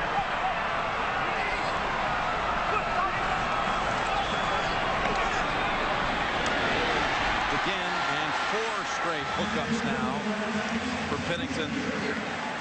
First 2 to Brown, next 2 to Ginn. And they're going no huddle. That's a good job of being patient. They're taking away the deep routes. Pennington telling us his whole goal is just to try to somehow get this game to the 4th quarter, put a little pressure on them. He wanted it to be tight getting to the 4th. To Ginn, 3 straight grabs by Ginn. Brings him down. First down Miami. Yeah, it was interesting when you talked about Chad Pennington as we watched his short completion. He said get him to the 4th quarter. They haven't reacted well to the pressure when the game is on the line. Their defense has given up a few marches down the field to end up losing. This is going to make a lot of good plays between now and the end of the game to get this Ravens defense in that type of situation. And finally given a chance to gain a little rhythm and timing, hitting on 5 straight pass plays. First down, Ravens 27. They stay up top. Wanted to go long, goes underneath. To Brown.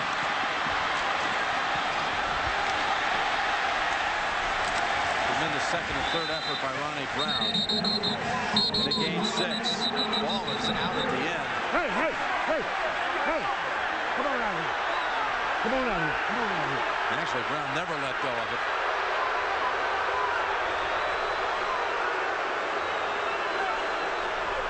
I think the Ravens didn't like it that Brown just kept on going. He said he just was not going to be denied.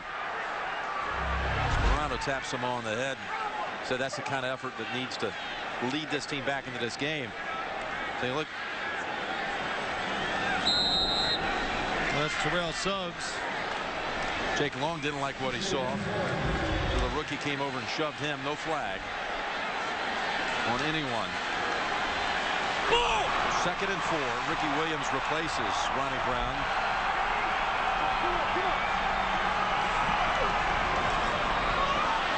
Pennington sideline around, and he has Ginn. 7 straight completions as they drive it down the field.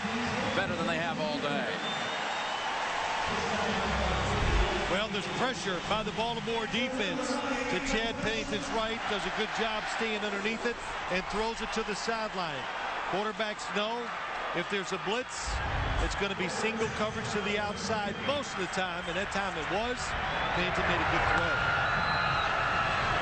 Stay on the field if you're the Miami offense. Of course, the good thing is you get confidence, but you tire out the defense, making them stay out there for so many plays in a row. Ben had no catches before this drive. Now he has 4. That's David Martin. He was trying to hurdle over Jim Leonard and Devon Bess, who got tangled, and will lose a couple.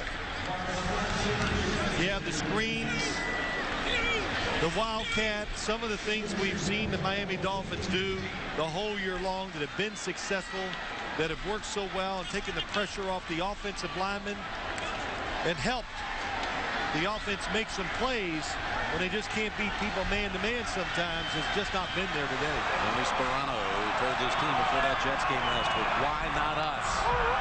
Why not us? That was his message.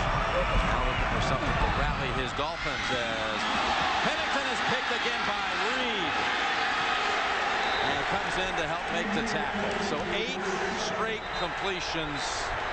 And then Ed Reed steps up and makes yet another huge play. A 4th interception of the day by the Ravens. The NFL on CBS is sponsored by KFC. It's a flavor blitz.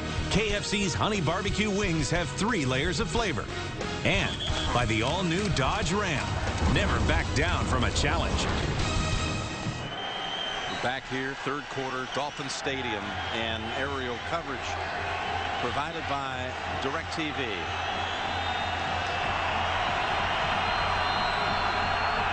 Inside 2 minutes to go in this quarter, and it's McClain just getting back to the line of scrimmage. How did Ed Reed make this play? Well, I don't know. Here is Ed Reed, Jim, and it looks like he's going to stay in that side of the field, but he reads the quarterback, comes all the way across. What a job watching Chad Pennington. He got up limping, though, Phil. Look at his left leg gets caught under him as he's tackled by Chad Pennington. And Samson Satella. Satella, yes, the center's in on that tackle, too. 2nd down, 10 for the Ravens.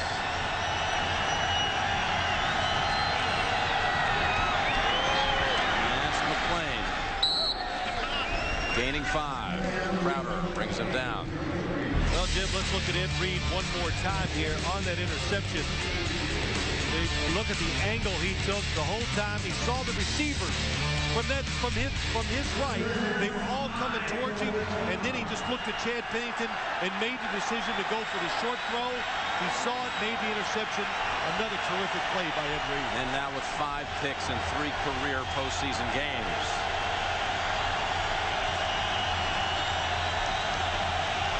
Third and 5. It's McGahee.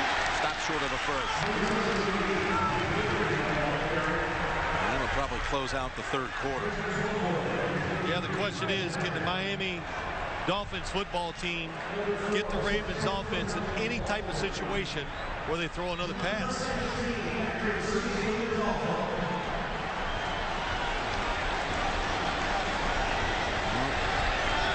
They could let this go, and they're going to go ahead and take the advantage by lifting the jet stream in this direction. Cook doesn't quite catch this one. It's past at the 20. And walloped a couple of times at the 26, putting Nick Bryson on the head. He just became a dad last night for the first time. We're through 3. You're watching the NFL on CBS. 4th quarter about to begin here in Miami. And the story, takeaways, not turnovers, as the Ravens have 5 times taken the ball away from Miami. 4 picks and a fumble recovery. And they lead it 20-3, trying to close this one out and earn a trip to Tennessee next week to take on the #1 seed in the AFC, the Titans. A defense that takes away the plays that an offense is used to doing. You make them go into uncharted territory. That's part of the reason the turnovers. And this pass defended by, there's going to be a flag on Nakamura. Haruki Nakamura, a rookie from Cincinnati, trying to deny Patrick Cobbs may have ridden his back. Pass interference defense, number 43, played through the back. The ball is placed at the spot of the foul. First down.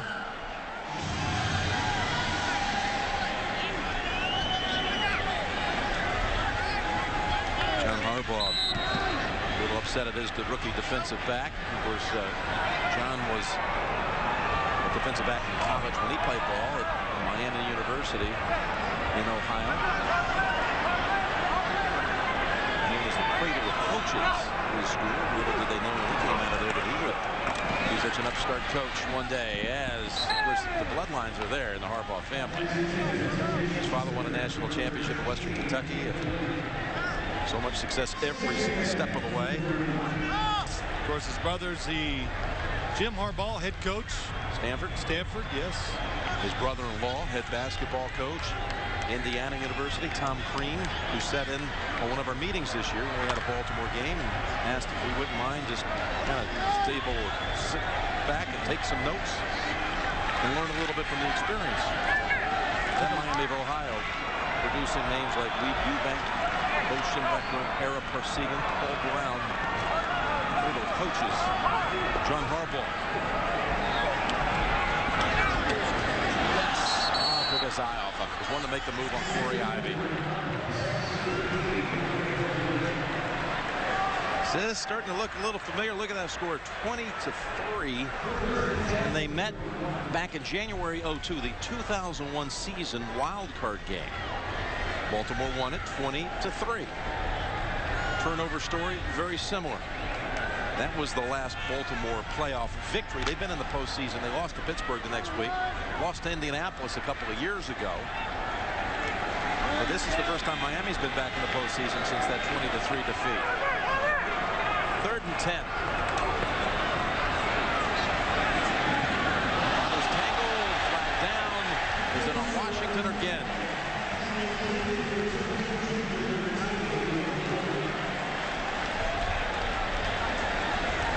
Pass interference defense, number 31.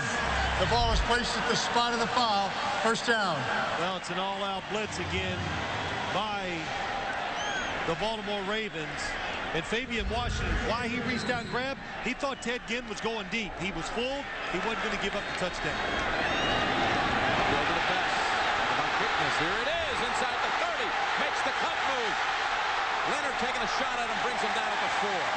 Devon Best, the rookie who has made plays all season, scored the Dolphins' only touchdown in the game in the regular season against Baltimore. Takes it down 45 yards. Well, you see his ability, how quick he is, how he can perform in such tight spaces.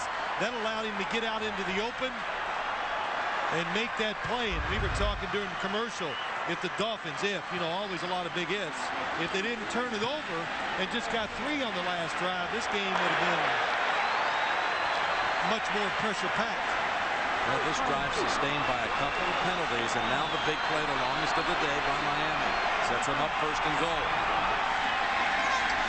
Fake to Brown. Pennington now has the time, goes over to Brown, but that side is sealed.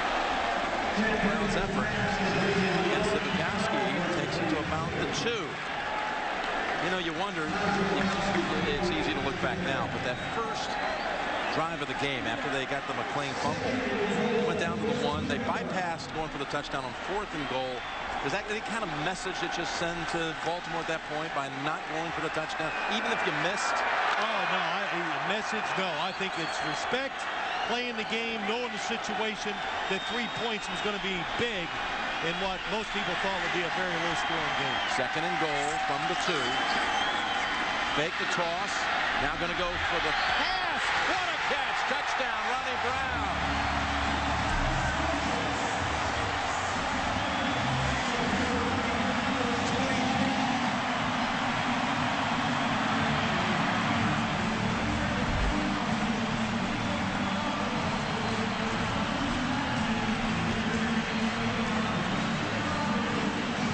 Effort by Ronnie Brown. Really was. The Baltimore defense covered everybody, and Chad Pennington, Ronnie Brown uncovered where Suggs had him at first. He finally just ran by him. Extra point by Carpenter is blocked. So the first postseason touchdown by Miami in 12 quarters with a missed point after. That goes 74 yards for the score. There is still life in the Dolphins. The big play, best 45 yards. But the big highlight, really, the fingertip grab by Ronnie Brown, his first receiving touchdown all year. He rushed, did Ronnie Brown, for 10 scores. And he also threw a touchdown pass. Now he had that one blocked. That's concentration and talent. And watch Frank Walker from the ground with the left hand deny the point after.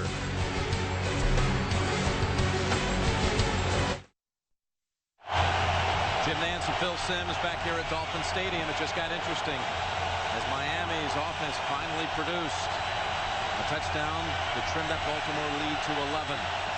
Flacco is going to come out throwing. Going for the long ball and just over the head of Mark Clayton. Phil, I know how much you admire a big-armed quarterback. This kid's got one. Yeah, he does, Jim. Look at this defense. Everybody up near the line of scrimmage and down at the bottom of your screen, there's going to be no help. The Ravens anticipated it. They picked up the blitz, and they let Joe Flacco throw it deep down the field.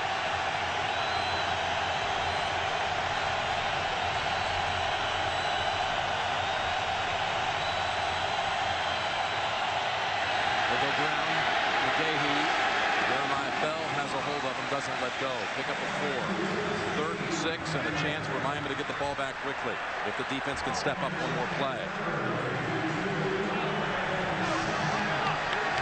Talking to Flacco, he admired how as a rookie he had 16 starts, got every game. He looked at us and said, yeah, but I want to start 20. Yeah, that would mean all the way to the Super Bowl. That's what that would mean. Pennington staying loose. Another quick shot.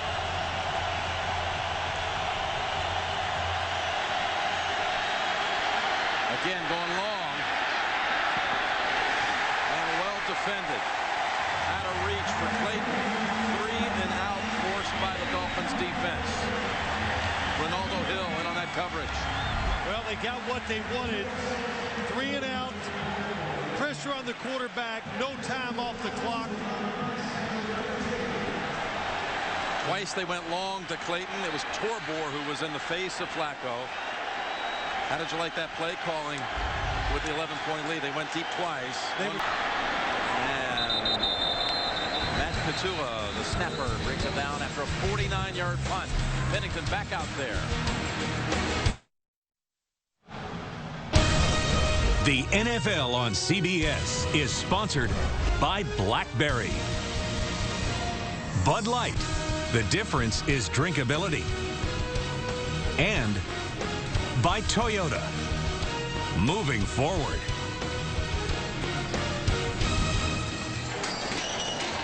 Oh, just love that sight. It is truly a night, may I say, unlike any other. When you get around that great scene. Here we go. 12 minutes to go. And Miami's defense gets the football back to Pennington and company. Too steep, and that was Ed Reed breaking it up, intended for Bess. Yeah, Ed Reed is deep. He's watching the quarterback. This is the type of play that really hurt the Baltimore defense the first time around.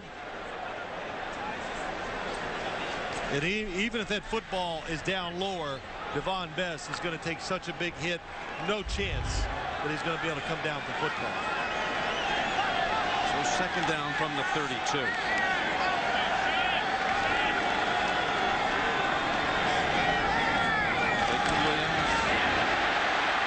they go to Martin for the first and more. Ed Reed trips him up. picks up 13. Yeah, first time today we've seen that formation with the sweep coming behind it. A 3 tight end look to the right. It does confuse the Baltimore Ravens defense. They all get moving in the opposite direction. Martin comes across. Nice design, nice pickup.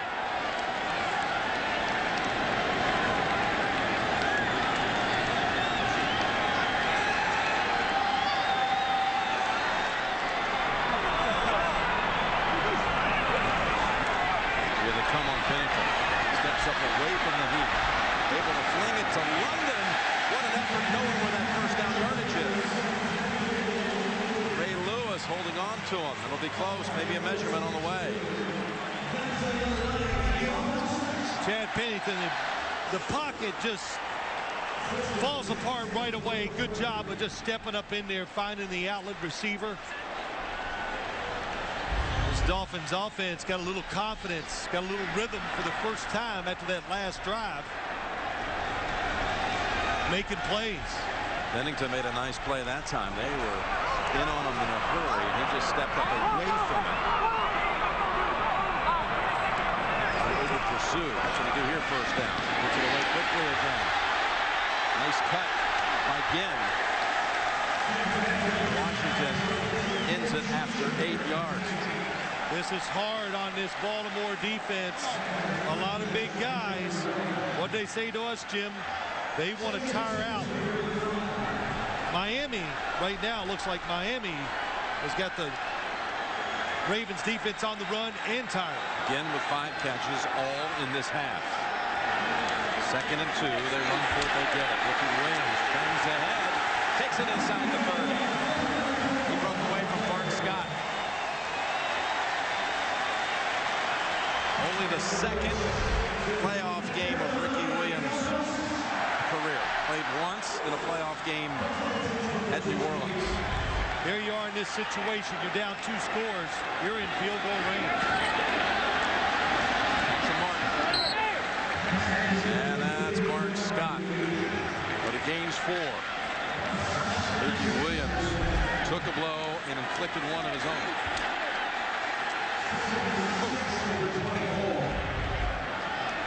Wow. Well, now you understand why they try to run some of those sweeps and wildcats, so their running backs don't take those type of hits against a defense like this.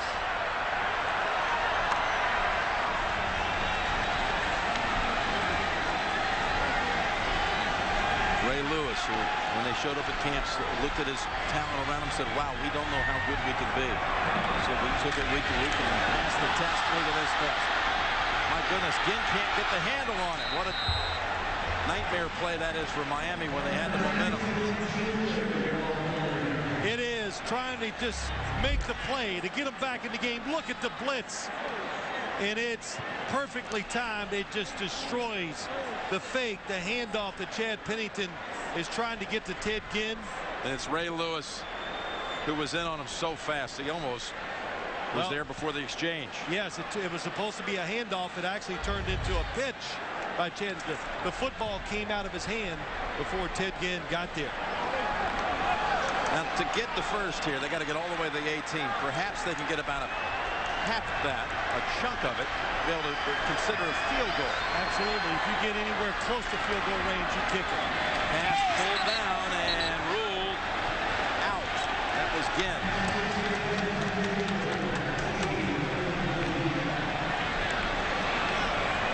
I think in this situation, they're going to punt it. I think you have to punt it. If they'd have picked up 7, 8 to 10 yards, they're going to go for a long field goal try because that would still give them a chance to win the game. 1 foot, and that's it. Yeah, no force out in the NFL this year, so that's no decision by the officials. You don't get 2 feet down, it's not a catch. Boy, that end around had worked this season really spectacularly well for Ginn and the Dolphins. He scored a couple of touchdowns on that play. That's Leonard with a fair catch, and the bump is going to give Baltimore some extra yardage. That was Derek Smith who ran into him. But that Ginn play backfired big time as they lost all what they had going. Yeah, you know, and I'm not going to second guess and go, oh, they shouldn't have run that play. Because it worked all year. That's what they are. Yep. They're trying to make the play. They've done it successfully many times. They lost 19 on this occasion. Fair catch interference by the kicking team, number 59. It's a 15-yard penalty. Baltimore keeps the ball, first down. Big field position penalty right there. So this really put a significant dent in the Dolphins' hopes.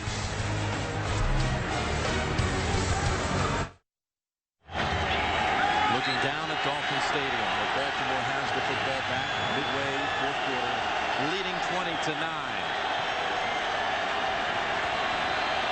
From the 29. It's McClain for a yard.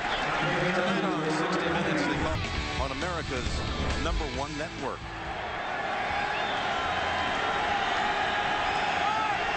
And Baltimore has had 2 consecutive 3-and-outs.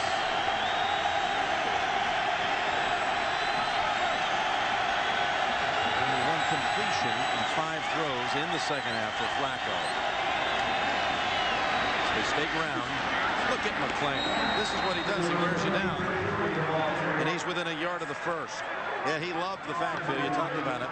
Actually, Cam Cameron first kind of ran into McClain when Cameron was the coach with the Dolphins, and he saw him at the Combine up in Indianapolis, and he liked him. And thought he might end up as a Dolphin out of the draft, but got selected 4th round by the Ravens 07.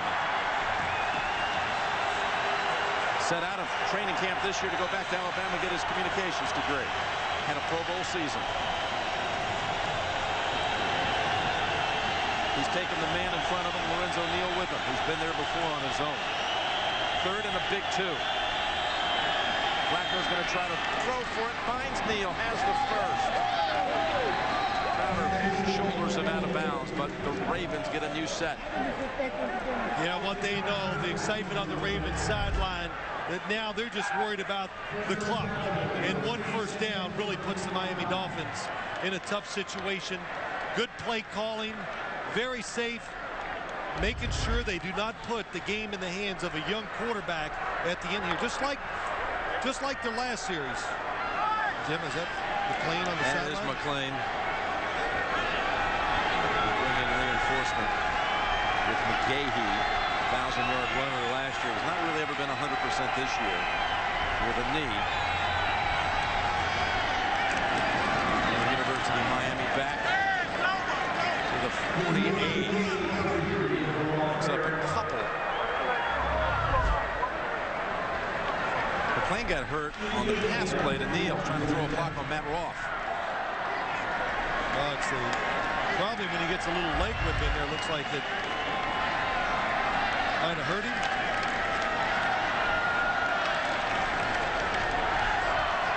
We approach 5 minutes to go. 2nd and 8. Any pass plays, they will keep everybody in, protect Joe Flacco, and let him throw it down the field if they do throw it. McGahee gets free. McGahee inside the 40. McGahee inside the 20. McGahee inside the 10 and down to the 3. That is starting to look like the end of that Dallas game where the backs just suddenly burst free to close that deal. Well, there's so many things happen in situations like this. A defense that's desperate was just one nice move by Willis McGahee. What a stiff arm that he gives to Hill. A fresh running back late in the game against a defense that's tired. He took advantage of it. Goes for 48 yards. Stiff arm Ronaldo Hill to the turf. 1st and goal, and it's back to McGahee, and pushed back by Roth. Loss of the 1. Joey Porter in on that play also. Dolphins take a timeout here. Have to hold it to a field goal to have any breath.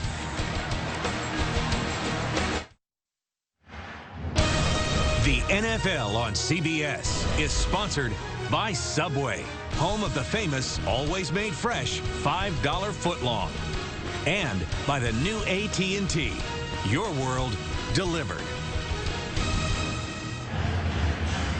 Jim Nantz and Bill Sims back here in Miami. Tony Sperano's team trying to make a little comeback in this 4th quarter, but then had that ill-fated miscue on an end around. Now the Ravens driving back down 2nd and goal, trying to put the game away. McClain's back onto the field. The pass to McClain. With Bell defending.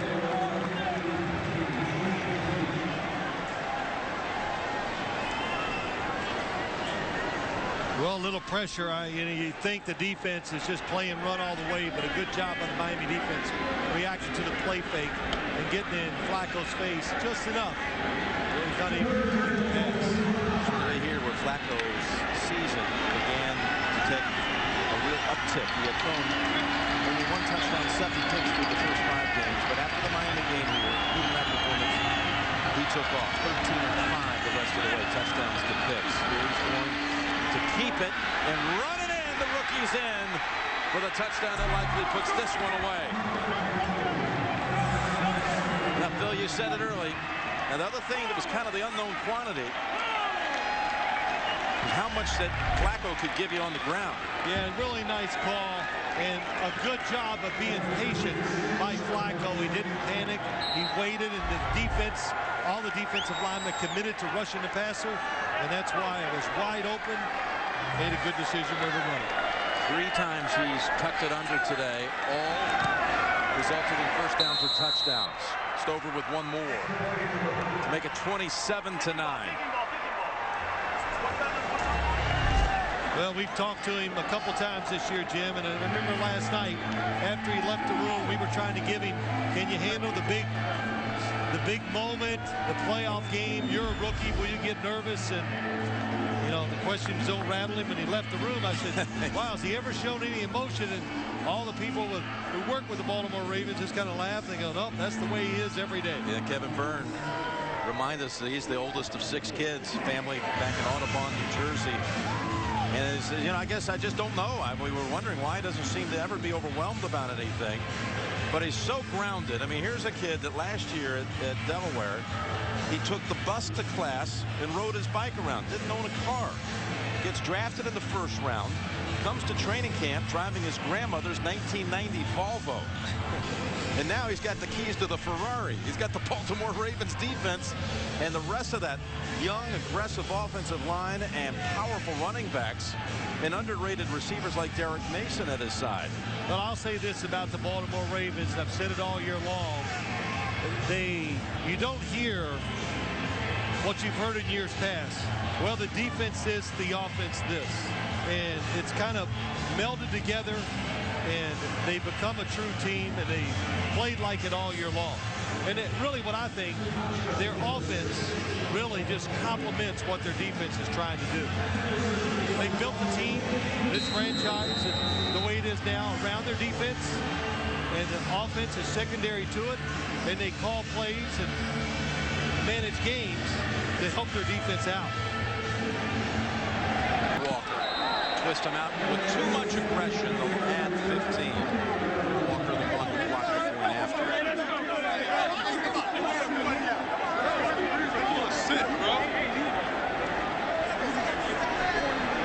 Flacco takes it the final yards, but it was Willis McGay who really set up the touchdown. After the player was out of bounds, personal foul, unnecessary roughness by the kicking team number 41. 15-yard penalty, Miami's ball, 1st down. Yeah, it's pretty nice, Jim, when your backup running back is Willis McGahee. And look at the pass that he took. Comes in the 4th quarter, fresh legs, takes advantage of a defense that overreacts or over-pursues, and led to a score. McGahee rushed for over 100 right here in the regular season. There's a pass down the field into triple coverage in the area of David Martin.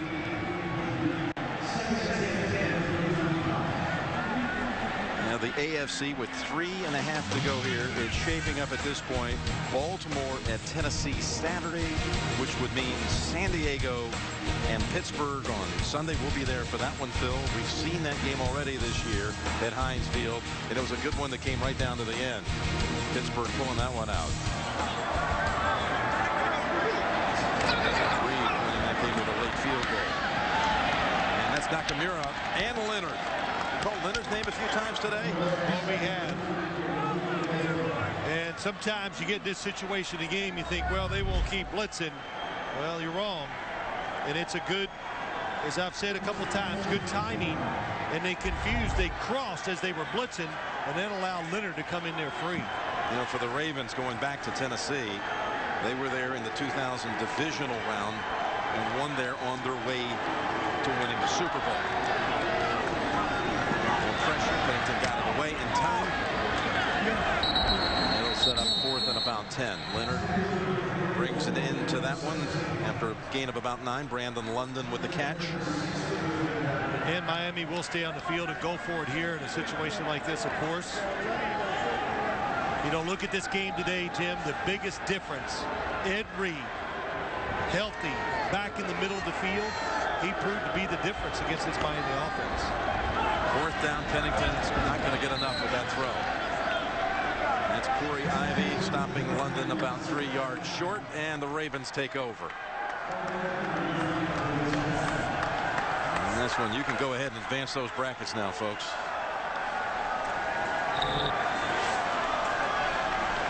When you look at the last 4 in the AFC, what do you see there? Bill, what is there a similar characteristic with these 4 teams? Well, they're all big, fast, tough, and physical. Yes, I see those similarities. We saw the San Diego-Pittsburgh game. The San Diego defense played very well that day, and it was exciting to the end. And we'll have Baltimore, Tennessee Saturday, preceded by the NFL today, 3:30 Eastern time. The JV and the crew will be on Sunday at 4 o'clock Eastern time. Divisional weekend here on CBS. And that's just McClain piling up some more yards. You look at John Harbaugh.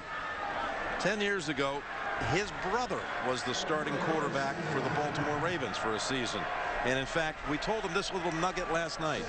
When Dolphin Stadium opened, the first touchdown pass ever thrown in this stadium, Dan Marino, was by his brother Jim, not by Dan Marino. In a preseason game for the Bears, Jim Harbaugh threw the first touchdown pass ever here. And now his brother, a rookie head coach, is going to win his first playoff game. Now the Ravens 2 minutes away. They have the football. Anything here today surprise you about the way this game played out?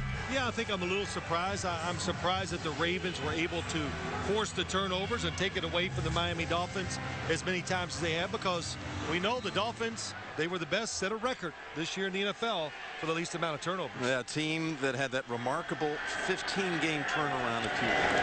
Well, there were 15 games out of the divisional lead, that is, last year. So the undefeated Patriots in the regular season only to turn around and go +10 in wins. You see the Subway postgame shows coming up and win that same division. Coming up, we're going to hear from the winners. We'll have the latest playoff news and information, and a special appearance by Subway's very own Jared, an Indianapolis Colts fan who I know he's playing hurt here today, coming into the studio after his Colts loss last night.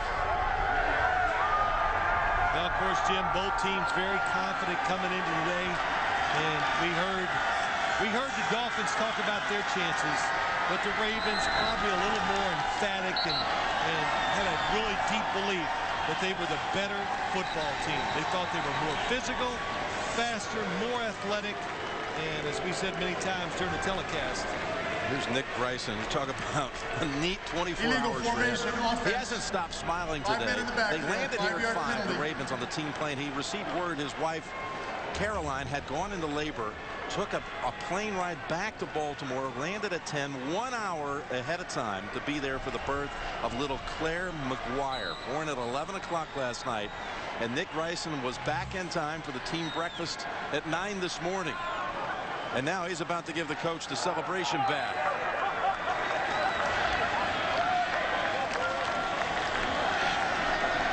The Ravens getting set for a little meeting with the Titans next Saturday. I talked about Jim Harbaugh. How about this? He's going to be in Nashville next week, as the Ravens will be, because the NCAA coaches convention's going on at the same time. So a little fateful meeting there with his brother. His brother will be there from Stanford, of course. Cam Cameron, how sweet is that for Cam to come back here and win twice in this season after coaching this team for only 1 year and being dismissed. A big wow from Cameron.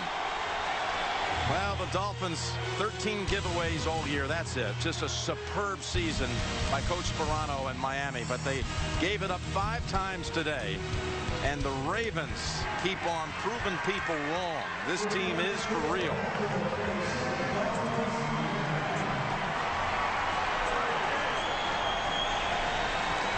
They might be about as rough and tough and mean and nasty as anybody in the league.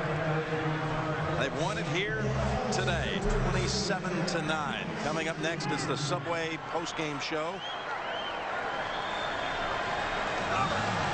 Baltimore and Tennessee next Saturday on CBS. San Diego travels back to Pittsburgh for the 2nd time this season. And we'll see that one next Sunday. Bill, I enjoyed it, partner. Yeah, nice game, a lot of fun. See you next week. Happy New Year to you, my friend, and to all of you out there as well. Jim Nantz saying so long from Miami, where Joe Flacco and that tremendous Ravens defense does what it's been doing all season long. They stomp on another opponent and they advance. You've been watching the NFL on CBS. We'll join James Brown in New York after this.